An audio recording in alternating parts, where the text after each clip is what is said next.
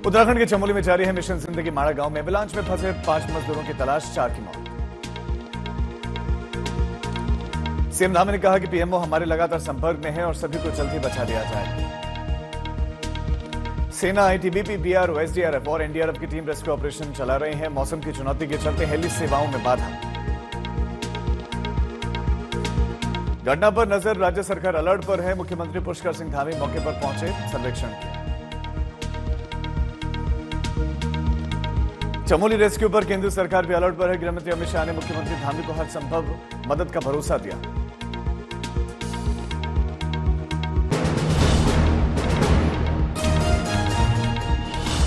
बद्रीनाथ से 3 किलोमीटर दूर चमोली के माड़ा गांव में यह एवलांच की घटना हुई। 3200 मीटर से ज्यादा की ऊंचाई पर फंसे मजदूर।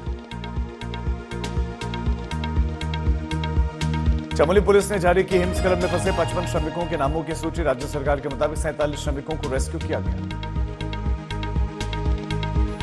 चमोली में शुक्रवार सुबह 7 बजे के आसपास से एवलांच आया और मौसम साफ होते ही घायलों को एयरलिफ्ट करके ऋषिकेश एम्स लाया जाएगा। उत्तराखंड में पहाड़ों से मलबा गिरने से ऋषिकेश बद्रीनाथ हाईवे भी बंद। यातायात बाधित होने से लोग परेशान। उत्तराखंड में मौसम विभाग की चेतावनी। चमोली समेत 3 जिलों में भारी बर्फबारी का अलर्ट।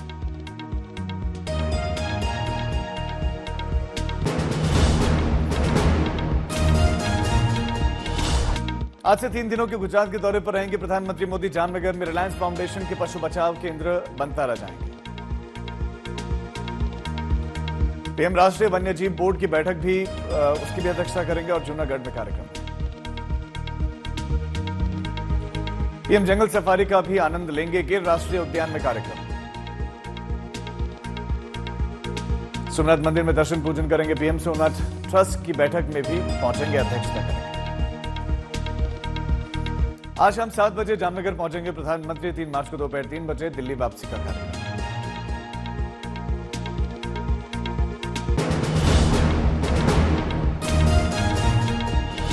संभल की मस्जिद के पेंट पर सुलगी सियासत। डिप्टी सीएम केशव प्रसाद मौर्य बोले कि कोर्ट के आदेश का सरकार करेगी पालन। समाजवादी पार्टी नेता शिवपाल यादव ने योगी सरकार पर साधा निशाना। बोले कि संभल में अत्याचार हुआ।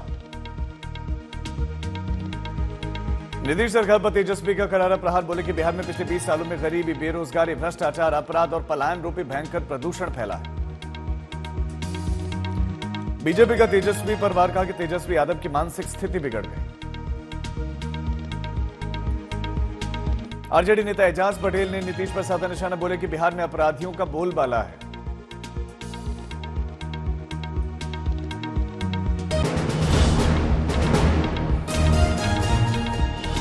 विधानसभा चुनाव की तैयारियों को लेकर दिल्ली में कांग्रेस के संबंधित राज्यों के नेताओं के साथ एक बैठक हो रही है। आज बिहार, बंगाल और तमिलनाडु के नेताओं से मिल सकते हैं खड़गे, राहुल और प्रियंका। केरल के कांग्रेस नेताओं से मिले खड़गे, राहुल और प्रियंका। शशि थरूर भी मौजूद थे। भारतीय वायुसेना प्रमुख ने कहा कि भारत को हर साल 35 से 40 फाइटर प्लेन चाहिए अपने पुराने बेड़े को रिप्लेस करने के लिए।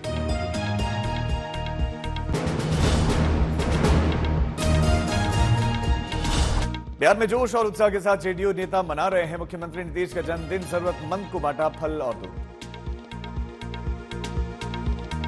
अहमदाबाद पहुंचे केंद्रीय रेल मंत्री अश्विनी वैष्णव। अहमदाबाद रेलवे स्टेशन के पुनर्विकास परियोजनाओं का निरीक्षण किया। चंडीगढ़ में ड्रग्स के खिलाफ युद्ध की पर बैठक। पंजाब के वित्त मंत्री हरपाल सिंह चीमा ने अध्यक्षता की। यूपी के सीएम योगी आदित्यनाथ के सलाहकार अवनीश अवस्थी का बढ़ा गया 1 साल का कार्यकाल। सलाहकार के रूप में कार्यकाल पर तीसरा विस्तार। देवरिया में बिहार बॉर्डर पर प्रशासन को बड़ी कामयाबी। चेकिंग के दौरान दूध के वाहन से बरामद की गई अवैध शराब।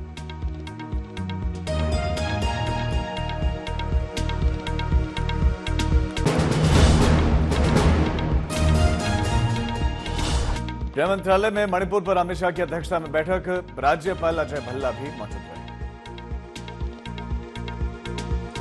दिल्ली में स्वास्थ्य मंत्री जेपी नड्डा ने प्रधानमंत्री जन औषधि परियोजना को दी गति। योजना से जुड़े रथ और 10 अन्य वाहनों को हरी झंडी दिखाई। दिल्ली में पेट्रोलियम मंत्रालय की ओर से ग्रीन हाइड्रोजन बस यात्रा का आयोजन। अमेरिका से आए कई मेहमान शामिल हुए।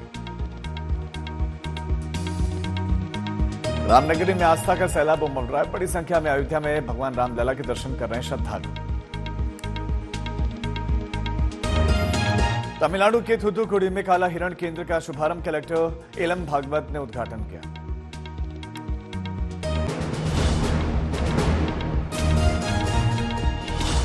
छत्तीसगढ़ के सुकमा जिले में नक्सलियों और सुरक्षा कर्मियों के बीच में मुठभेड़। अजित पवार का बयान सामने आया, बोले कि मुझे एकनाथ शिंदे और सीएम फडणवीस सभी को अपनी पार्टी का विस्तार करने का अधिकार। अजमेर में सकल हिंदू समाज का सामूहिक मार्च। विजयनगर में कथित ब्लैकमेलिंग और युवतियों के यौन शोषण के खिलाफ विरोध। विजयनगर यौन शोषण मामले में सख्त कार्रवाई की मांग को लेकर लोगों ने लगाए नारे। राजस्थान में योगी मॉडल पर भी नारे लगाए गए। हिंदू सकल समाज ने विजयनगर मामले पर जांच के लिए विशेष जांच दल के गठन और एंटी रोमियो स्क्वाड के गठन की मांग करती है।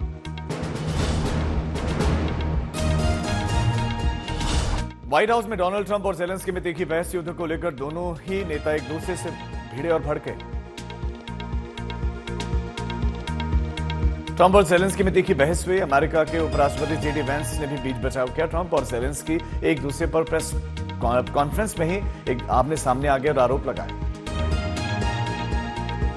जेलेंस्की का सीजफायर से इनकार तो अमेरिकी राष्ट्रपति ने कहा कि आपकी कोई हैसियत नहीं, आप यूएस के हथियार पर टिके हैं। Equipment. If you didn't have our military equipment, this war would have been over in 2 weeks. Zelensky ने वेंस से यूक्रेन आने को कहा तो वेंस ने उन पर प्रचार यात्रा करने का आरोप लगाया।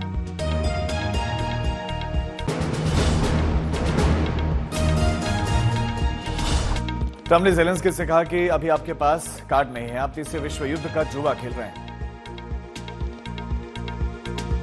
व्हाइट हाउस से निकलने के बाद बोले जेलेंस्की, कहा कि यूक्रेन को न्यायपूर्ण और स्थायी शांति की आवश्यकता। अमेरिका में ट्रंप के साथ नोकझोंक के बाद से यूरोपीय नेताओं ने जेलेंस्की का समर्थन किया है। जेलेंस्की ट्रंप के नोकझोंक पर बोले ट्रूडो कि रूस ने अवैध और अनुचित तरीके से यूक्रेन पर आक्रमण किया। एलन मस्क ने कहा कि यह पता लगाने का समय आ गया कि यूक्रेन को भेजे गए सैकड़ों अरब डॉलर का वास्तव में हुआ क्या।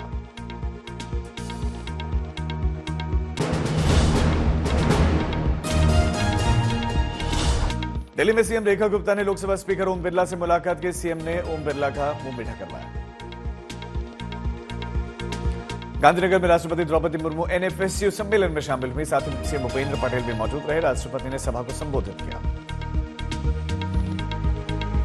पुलवामा में पीएम मोदी ने 50 बेड के क्रिटिकल केयर ब्लॉक और पब्लिक हेल्थ लैब को सौगात दी। लोगों को मिल रहा है इसका भरपूर लाभ। कार्य का तेजी से निर्माण। कटनी में स्वामी रामभद्राचार्य का श्रद्धालुओं ने किया स्वागत। रामभद्राचार्य ने कटनी पहुंचने पर वहां लोगों ने भी खुशी जाहिर की। डिब्रूगढ़ प्रेस क्लब में मीडिया वर्कशॉप का आयोजन हुआ। मनुष्य हाथी की भिड़ंत पर लोगों को जानकारी दी गई।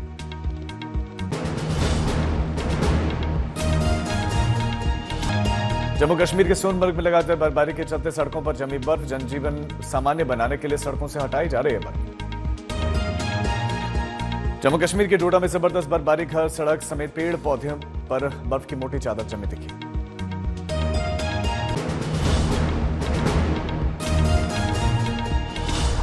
गुलमर्ग में भी दरका पहाड़ और इसके साथ ही हिमस्खलन में कोई भी जनहानि की खबर नहीं। प्रशासन ने पहले से ही एडवाइजरी जारी की थी।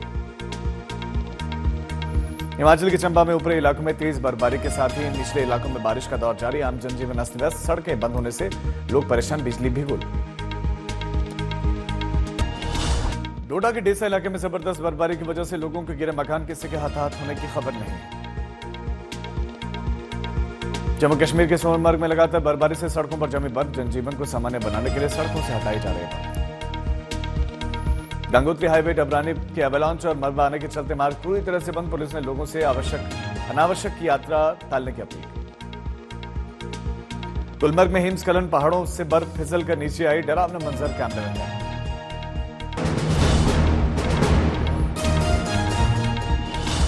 अनंतनाग से आई खूबसूरत तस्वीर। प्रसिद्ध मार्तंड सूर्य मंदिर सफेद बर्फ की चादर से ढका। राजस्थान के करौली में बदला मौसम का मिजाज। शहर में दिखी कोहरे की पतली बर्फ।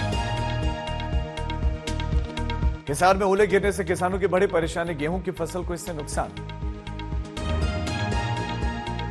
अमृतसर में जमकर गिरे ओले, तापमान में भी गिरावट। अमृतसर में ओले गिरने से लोगों की बड़ी परेशानी, घरों में बर्फ साफ करते दिखाई दिए लोग।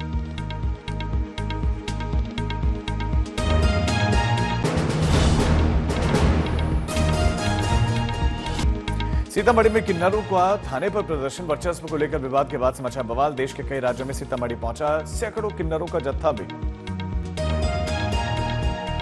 नवादा में जातीय, आवासीय और आय प्रमाण पत्र बनाने के नाम पर अवैध वसूली का मामला सामने आया। अवैध वसूली का वीडियो भी वायरल।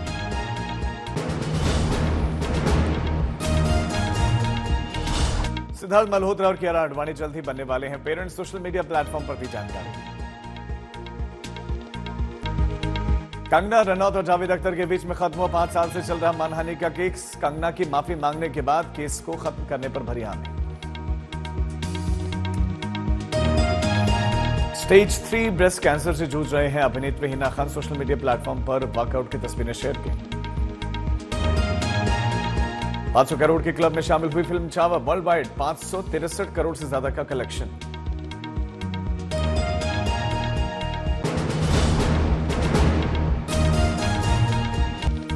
दो 2028 तक 60% भारतीय कंपनियां वेतन तय करने और बोनस देने में एआई का इस्तेमाल करेंगी। इसमें रियल टाइम पे, क्वालिटी और कस्टमाइजेबल बेनिफिट्स शामिल होंगे।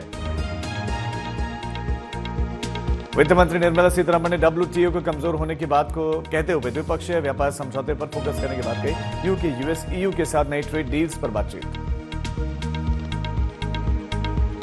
वित्त सचिव तुहिनकांत पांडे को अगले 3 साल के लिए सरकार ने सेबी का नया प्रमुख नियुक्त किया और सेबी को पहली महिला अध्यक्ष माधवीपुरी बुच की जगह लेंगे पांडे।